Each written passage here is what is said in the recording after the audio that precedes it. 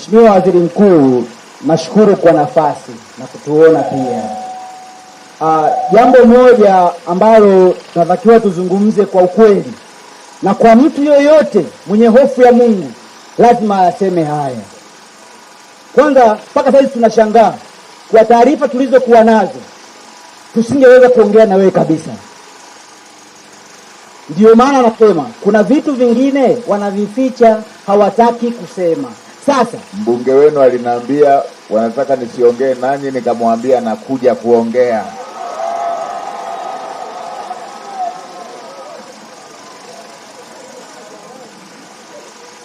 Tunashukuru kwa hiyo taarifa nzuri na tunaamini kwa mbunge wetu.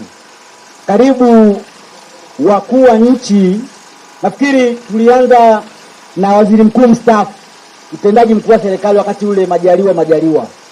Nao walifanya hivyo hivyo, mbunge wetu alipambana, tukaja tukazungumza naye. Na kwa hii tumepata taarifa njema pia, umekubali kuzungumza na sisi. Tunaomba utusikilize angalau kwa dakika 5. Utapata kitu. Sasa twende kwenye hoja ya msingi sasa. Watu wa madini kama wanavyosema wanatoa leseni kweli kwa wazawa, lakini mtu mmoja anapata leseni zaidi ya 10 na kwa maeneo tofauti. Mpaka wakati mwingine wanaingia hadi kwenye mashamba ya watu. Unalima, Mheshimiwa Waziri Mkuu, unaambiwa hapa kuna piero ya mtu. Sasa unashindwa kuelewa, mimi ndio mwenye shamba, alafu naambiwa napolima tayari kuna piero ya mtu. Na sheria za madini, mtu mwenye piero anakuwa na nguvu kuliko mmiliki wa shamba. Ndio matatizo yapo vijiji vya mbele kwa majirani zetu hapo Mtisi, Magula na kwingineko. Changamoto ziko hivyo hivyo. Sasa ni kwa sababu ya muda kujapata nafasi ya kuzungumzia vijiji vingine, wamekupa changamoto nyingi zaidi kwa wanaosawa wa madini. Kwa mambo yako hivyo, na watu wakienda kulalamika kwa viongozi, wanaopewa favor ni wale wanaokuwa wanamiliki leseni. Labda sijui, nisiseme labda kumsemea mtu uongo, labda kuna vitu wanatanguliza ndio maana wanakingiwa. Na baadhi ya viongozi wetu na watendaji wetu wa serikali hawafanyi kazi zao kwa weledi. Ndio maana tunafika hapa tunapokuwa tumefika. Ndio maana wananchi wanafikia mahali wanasema wanaichukia serikali. Sio kweli. Ni kwa sababu ya watendaji wabovu wa serikali wanaochaguliwa na rais, ambaye sisi wananchi kwa kura zetu tumemwamini, na tunaamini anemchagua kuja kutusimamia naye ni mzuri kwa sababu aliyemchagua, sisi tumemchagua. Shida iko kwa watendaji. Bili na watendaji, Mheshimiwa Waziri Mkuu, haya mambo yatakaa sawa. Nirudi kwenye changamoto ya kwetu Starike, kijiji ambacho saizi upo na sisi ni wazaliwa wa hapa. Changamoto Mheshimiwa mbunge amekupa sahihi kabisa, lakini kuna kipengele kimoja tu kakisahau kidogo, ambacho ndio shida, na unauona wanataka kusubiri kauli. Utasemaje kuhusu kipengele hicho? Kesi kweli iko mahakamani kama alivyosema Mheshimiwa mbunge, na jitihada tumefanya kama wananchi, tumejichanga fedha zetu kutoka mifukoni, tumeweza kupata wakili akatuwakilisha vyema, lakini mwisho wa siku tumepambana kutengua hukumu ambayo ilikuwa inawapa mamlaka wenzetu wa upande wa pili. Aliyosema Mheshimiwa mbunge watu 9 kulima kwenye lile eneo, zaidi ya ekari 1600 na pointi, wanalima watu 9, wananchi zaidi ya 900 hawana eneo la kulima. Sidhani kama kuna kiongozi duniani wa serikali anaweza karuhusu jambo hilo. Sasa shida iko wapi? Tumepambana, tumetengua, hukumu imetenguliwa na mahakama, na nakala ya hukumu iko hapa ya kutenguliwa hiyo hukumu iliyokuwa inawapa favor wenzetu. Mwisho wa siku, baada ya kupata hiyo, kamati ya kufuatilia mbuga ya kijiji ambayo tulichagua sio wenyewe wananchi, na mwenyekiti wa kamati hiyo ni mwenyekiti wetu wa kijiji sasa hivi, walijua hilo. Sasa tulivyomaliza kutoka mahakamani, hukumu imetenguliwa, anayetakiwa kutumia eneo sasa nani? Changamoto ikaanzia hapo. Mwisho wa siku tukasema tusiingie mbugani pasi na utaratibu, tufuate vyombo vya ulinzi na usalama vitusaidie ni kwa namna gani tunaingia kwenda kulima kule. Kamati kaenda kwa Mheshimiwa DC, na wakati wanakwenda kwa Mheshimiwa DC, bahati nzuri mwanasheria wa halmashauri alikuwepo, wakalijadili, wakasema kwa muktadha huu ni kweli, basi lile eneo ili pasiwe na ugomvi. Noti point yangu Mheshimiwa Waziri Mkuu, ili pasiwe na ugomvi, watu wote wasiingie mpaka shauri lililoko mahakamani likae sawa. Atakayekuwa amepewa haki ya kuwa mmiliki halali wa eneo lile ndio ataingia kwenda kufanyia kazi kwenye eneo lile. Cha ajabu sasa, ambacho naamini hata wewe utashangaa, DC anasema na mwanasheria wa halmashauri wamependekeza kwenye kamati watu wasiende. Cha ajabu, mpaka ninapokuambia dakika hii, mpunga kule umesimama. Anaelima nani kama sio mwananchi? Nani anaelima kule?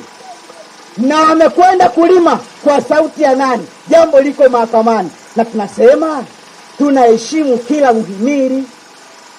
Ina maana baadhi ya watendaji wa serikali wanashindwa kuheshimu muhimili wa mahakama. Leo Mheshimiwa Waziri Mkuu na mbunge, kule saizi watu wanalima hao 9 ambao hilo eneo, wananchi hao wamekosa pa kulima. Ndio wanataka kujua ni kwa nini wale wananchi watu 9 kule wanalima na wananchi hawalimi. Wamepata ruksa kwa nani?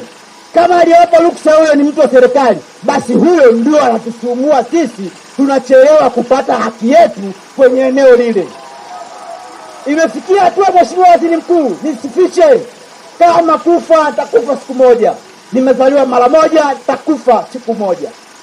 Mkuu wa mkoa imefikia hatua anaogopa kuja Sitalike kwa sababu ya kero hii. Ile takiwa hii kero isikie mahali iishe. Kapita Makonda, tumemwambia. Kapita Mheshimiwa Waziri Mkuu mstaafu Kassim Majaliwa akatuambia hivi, nimekuja kuwasikilizeni wakati wanakwenda Mpimbwe. Nimekuja kuwasikiliza, mwisho wa siku haya malalamiko yenu na maoni yenu nampelekea Mheshimiwa Rais. Atakuja na majibu mwezi wa 6 anapokuja kwenye ziara yake. Cha ajabu, kweli Mheshimiwa Rais alikuja, lakini kwetu alipita hapa, hawakutaka hata asimame dakika 5 azungumze.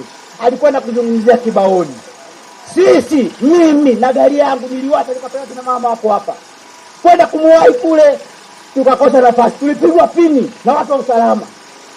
Unaonyesha yule mzungumzaji yule mkingeni asipate nafasi. Nilikutana na hiyo hadha kule, hatukuongea, nikaenda. Leo unakuja wewe, tunaomba utusikilize. Mheshimiwa Waziri Mkuu Lameck Mwigulu Nchemba, wewe unakuwa mtu wa 4 kama sio wa 3 kusikiliza kero hii moja kwenye kijiji kimoja, kata moja. Shida inakuwa iko wapi kama sio watendaji wa serikali? Tunaomba majibu. Lakini pia kwa nafasi ndio ipata hii, naomba walau kwa dakika 2 tu nizungumze jambo langu binafsi, maana nikatoka hapa nikakosa nafasi tena. Mimi kupitia kusema ukweli huu unaosema sio mara moja, nimekutana na changamoto nyingi. Mimi na chombo changu cha usafiri nafanya kazi ya kusafirisha abiria na mizigo kutumia Probox. Kupitia kusema ukweli kwa kuwatetea wananchi wa kijiji chetu tunachotoka na kata hii na mkoa mzima wa Katavi, nimepata changamoto Mheshimiwa. Mara ya kwanza ni kweli, lakini kwa sababu sio kweli, ni mpenzi wa Mungu, nilikamatwa na TFS. Nilikuwa nimebeba mkaa, kimsingi ni kosa. Nikapelekwa sehemu inayostahiki, tukazungumza lile jambo. Mwisho wa siku napokuja kuwalaumu TFS ni sehemu moja tu, walishindwa kufikia wakati kutekeleza sheria, kwa sababu kosa lilofanya na sheria inaelekeza adhabu. Tunakwenda mahakamani hapo. Nimebeba mkaa gunia 8 kwenye Probox, na kwenda TFS wananiambia nataka nilipe faini milioni 5. Hata nalipa milioni 5, gari yangu imenunua kwa thamani ya milioni 17. Nalipa milioni 5. Na kazi naofanya ni ya kubeba abiria shilingi 3,000 na kutoka hapa kwenda Mpanda. Hiyo milioni 5 naipata wapi ya kutoa chombo kama hawataki kunitaifisha? Lakini sheria 88 na 89 ya TFS, ukikamatwa na mazao ya misitu hususan mkaa, unakutwa na makosa mawili. Kwanza, umepokea mazao ya misitu bila kibali. na pia umeasafirisha. Makosa mangapi? Mawili. Adhabu yake sasa ndio makosa. Na hata TFS wako hapa atakuja kutoa ufafanuzi kama ni wa kweli. Faini yake kwa mzigo iliyobeba isiwe chini ya $100,000, maelekezo hayo, na isiwe juu ya $1,000,000. $5,000,000 inaingiaje? Nikasema jamani, siwezi kuilipa, labda kama mnataka mchukue gari yangu. Nikarudi nyumbani na bili, wakapunguza bili, wakaniprintia bili ya $3,000,000, bado haipo kwenye sheria hizi na kufafanua. Nikarudi nyumbani nikakaa nikakufa njaa, nikabaki kuwa naomba kwa sababu ndio kazi yangu. Mwisho wa siku nikapambana. Baba yangu mzazi mstaafu leo Amos alinitumia $1,000,000, nikaenda nikalipa pale, sina hata 100. Gari imekaa miezi 2 TFS, nikalipa nikatoa gari. Juzi hata miezi 2 haijaisha, inaniuma sana. Wanataka kuniua na njaa.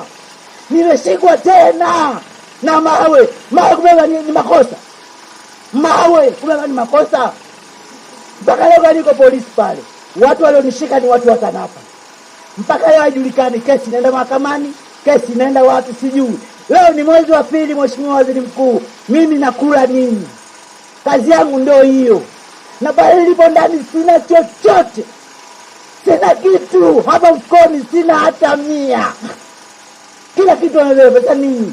Gari yangu ndio ujira wangu. Leo mimi niende wapi? Nimepakia mzigo wa mawe nje haifai. Jiwe la Simba hapo. Ikikupendeza, najua unaelekea hada Mpimbwe. Utakwenda kuona jiwe la Simba. Iko nje mpaka hifadhi. TFS na TANAPA. Nimekuja kushikiwa. Kadaya kako hapo ambako mkuu wa mkoa kalimshindisha siku nzima. Alijaba furiko. Na daraja iko taka kimpendeza Mungu, tunamwomba Mheshimiwa Samia atujengee na hiyo daraja liko hapo. Kwa hiyo msaidie Mheshimiwa. Haya, nimekusikia. Tukitoka hapa, anayeshikilia hiyo gari mpeni gari na mawe yake. Tulimaliza hilo. Nani ameshikilia? Iko wapi? Iko kwa nani? Gari ipo polisi pale mpaka saa hizi. OCD kwa wapi? OCD kwa wapi? Kituo gani? Kamanda, mkitoka hapa waelekeze wakampatie gari hiyo na mawe yake. Huyo hapa tulishamruhusu. Mmempata OCD? Yuko wapi?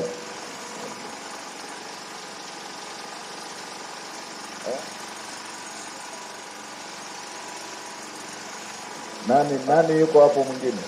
Nani ambaye yuko hapo?